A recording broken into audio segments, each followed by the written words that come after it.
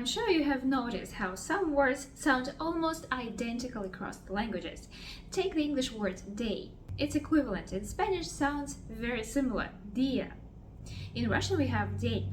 They sound so similar that you might assume they all come from the same origin. But this story turns out to be more complicated.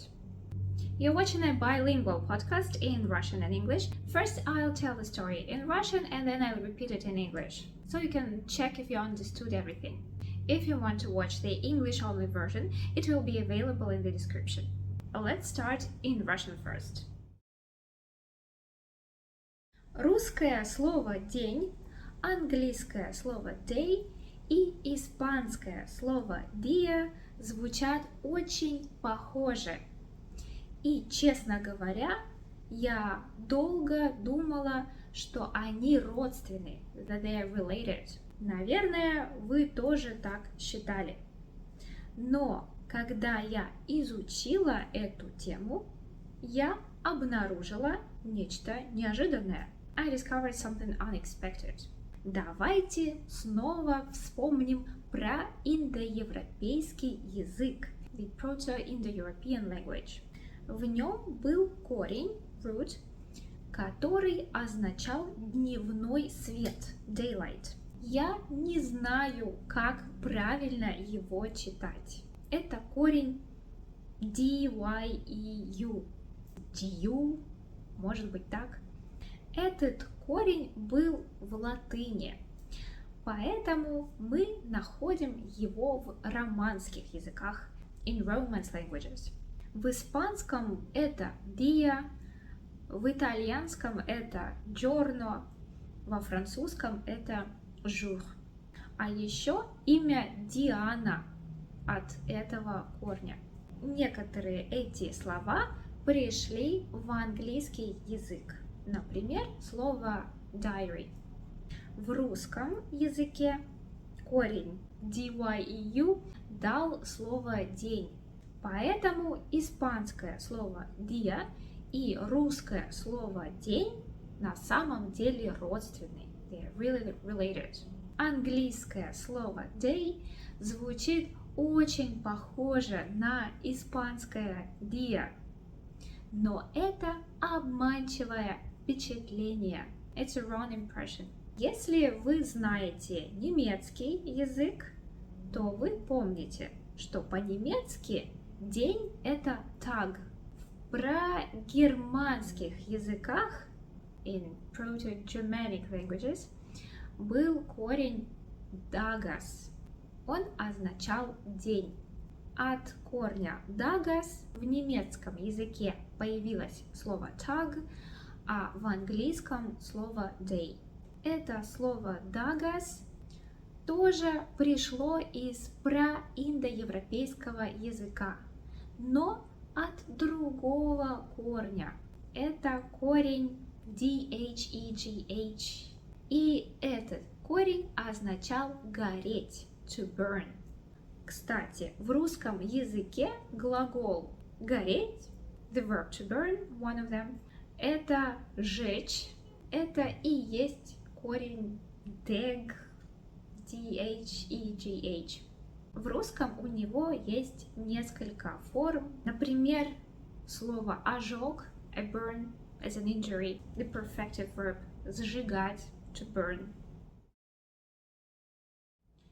The Russian word день, the English word day, and the Spanish día sound so similar, and to be honest, for a long time I was convinced that they were related. It just seems so obvious.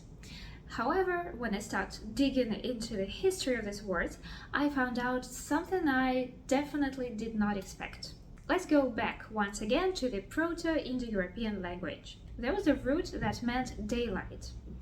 I'm not sure how to pronounce it, but it went something like dew. This root existed in Latin, and that's why we find it in the modern Romance languages. Like in Spanish, there's the word dia, in Italian there's giorno, in French there's jour. That's because the sound d also shifted to the sound j or j in some of those languages. And some of these words eventually made their way into English. That's why we have, for example, the word diary. In the Slavic languages, this same root, dyu, produced the word день, day. So yes, we can see that the Spanish dia and the Russian день are actually related. However, in the case of English, this story has a sudden twist. The English word day sounds incredibly close to the Spanish word dia. However, turns out it comes from a different Proto-Indo-European root. If you happen to know some German, you might remember that the word day in German is Tag. Both the German Tag and the English day come from their Proto-Germanic ancestor. And there was a root dagas, and dagas meant day. That dagas came from an earlier source, the Proto-Indo-European language, where there existed the root dhegh. Let's assume it's pronounced teg, I'm not sure, obviously. And that root was associated with burning. And that's very curious because in Russian we have a very similar verb, and that's the verb to burn, жечь. So that's how we got three similar looking words, the English day, the Russian день, the Spanish dia, that actually turned out not to be cognates. Cognates are the words that are related. That is because they come from two different roots, the Spanish day and the Russian день from the root daylight, and the English day comes from the root to burn.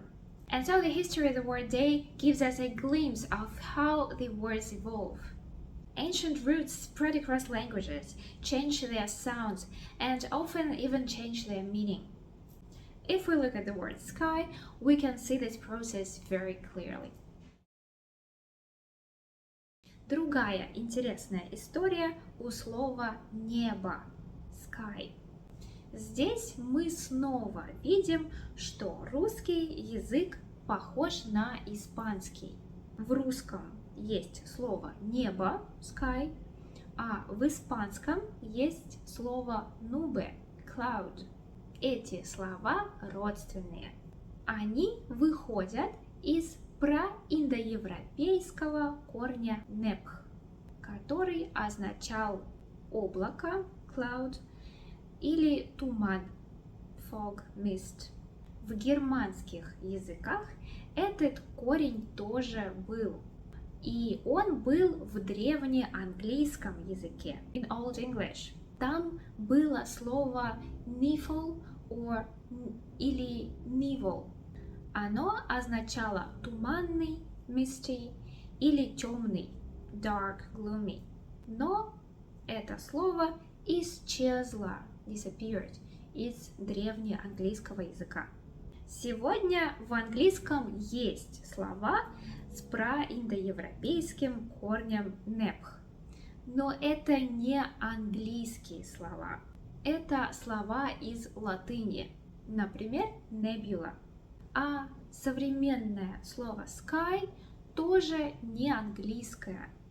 Оно скандинавское. Но оно тоже имеет проиндоевропейский корень. Это корень SKEW. Он означал идею покрывать, to cover.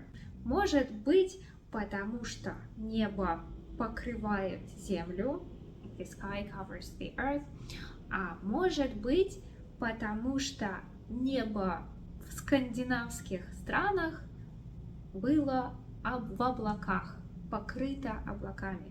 The sky was covered in clouds, was overcast. Этот корень есть в испанском языке тоже. Например, слово escudo, shield. А в русском языке у нас есть слово шкура, animal skin. The word sky has a completely different story. Here again, we see something familiar. Russian and Spanish here turn out to be much closer than you would expect. In Russian, we have the word небо, sky. And in Spanish, there is the word nube, a cloud. And these two words are related. They both come from the same Proto-Indo-European root, neph, which meant cloud or mist. And that root existed in Germanic languages as well. Even in Old English, we still find the word nivel or nivel, which meant misty or dark, gloomy. But over time, it disappeared from the language. Modern English has the root neb, but of Latin origin. For example, the word nebula. And if you're wondering where the word sky comes from, it's not originally English either. It came from Old Norse, but it also has a Proto-Indo-European origin.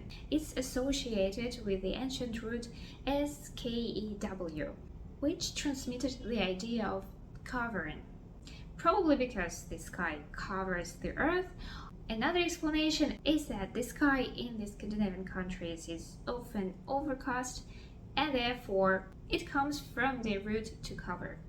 And since we're talking about that root to cover, skew, let's see in which words we can find it in the Romance and the Slavic languages. If we look at Spanish, we find it in some words connected with the idea of covering. For instance, there is the word escudo, the shield. This root is also hidden in the word obscuro. In English it would be obscure, because that's the idea, something screened from the light. And the same goes for Russian. We find it in the word shkura, which means animal skin, probably because skins served for clothing. So the English word sky has distant relatives in Spanish and Russian, even though they have absolutely different meanings and sound quite different as well. I personally find it quite amazing. But the most fascinating story is, in my opinion, is that of the word moon. Давайте сравним русское слово «луна», испанское «luna» и английское «moon». Как вы думаете, они родственные? Сразу скажу, что русское слово «луна» на самом деле не русское. Оно пришло из латыни, from Latin. А раньше в России мы говорили «месяц». Сегодня месяц – это период времени. Месяц in English is month. Но раньше месяц означал и период времени, и луну. Это было потому, что раньше люди жили по лунному календарю. И в английском языке тоже было так. Смотрите, английское слово луна, moon, и слово месяц, month, очень похожи. Это потому, что они происходят от одного проиндоевропейского корня «ме». Он ассоциировался с луной, месяцем, периодом времени, и он означал мерить, to measure. Потому что раньше мерили время, people measured time, люди мерили время фазами Луны. И этот корень «ме» есть в русском языке, в словах «месяц», «мерить», to measure. В испанском языке он есть в словах «mes», «medir», «medida». То есть мы видим три родственных слова. Испанский mes, русский месяц и английский month. А как же слово луна? Какие родственные слова есть у этого слова в английском и в русском? Как я уже сказала, луна – это латинское слово. Но, конечно, его происхождение, origins, более древнее, more ancient. Это проиндоевропейский корень леук. Он означал свет, светить, light to shine. В испанском языке мы находим его в слове luz, lucir, alumbrar. В английском языке корень леук дал слово light, а в русском языке у нас есть слово луч, the ray of sun. Let's compare the Russian word luna, the Spanish word luna, and the English word moon. Are they related? What do you think? And the first surprise is the Russian word luna is not actually Russian. It's borrowed from Latin. In the past, in Russia, people used a different word, the word месяц, which in the modern language is mostly used to say month. So in the past, this word месяц used to mean two things at once, the moon and the month. And the reason is simple. For the most of human history, people used the lunar calendar. So it was pretty common to associate that period of time, the 4 weeks, with the moon.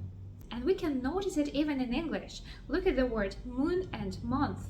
The reason they look similar is that they both come from the same root.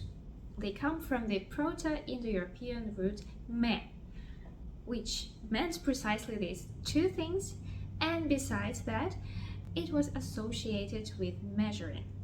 So actually the word to measure comes from the same root, because people used to measure time according to the phases of the moon.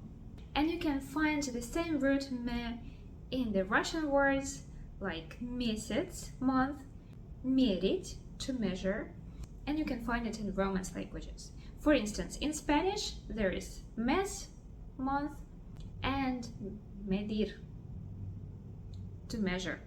And so we finally find here three clear cognates in all the three languages: month, месяц, mes. But what about the word luna or luna in Spanish? What relatives does it have in Russian and English? As I mentioned before, the word luna came into Russian from Latin, just like the English adjective lunar. But the root itself goes back much further, to the Proto-Indo-European root leuk, associated with light. In Spanish we find quite a bunch of words with this root. There's luz, light, lucir, emit light, alumbrar, illuminate. By the way, the word illuminate has the same root. And if we look into truly English words, not the ones borrowed from Latin, there's the word light itself. And by the way, that original root, leuk, explains why in English you still spell the word light with GH. It's basically a distant memory of that k sound in the original root, in the ancestral root. And in Russian it appears in the word luch, which means a ray of any kind of light. And that's how everyday words like day, moon, and sky can travel across many languages and thousands of years. And once you start following these old roots, you start noticing those connections between the languages that seem so distant and different at first. If you enjoy this kind of linguistic detective story, let me know in the comments which word we should trace next. And if you'd like to hear more stories like this, you're very welcome to subscribe to this channel. And I'll see you in the next episode.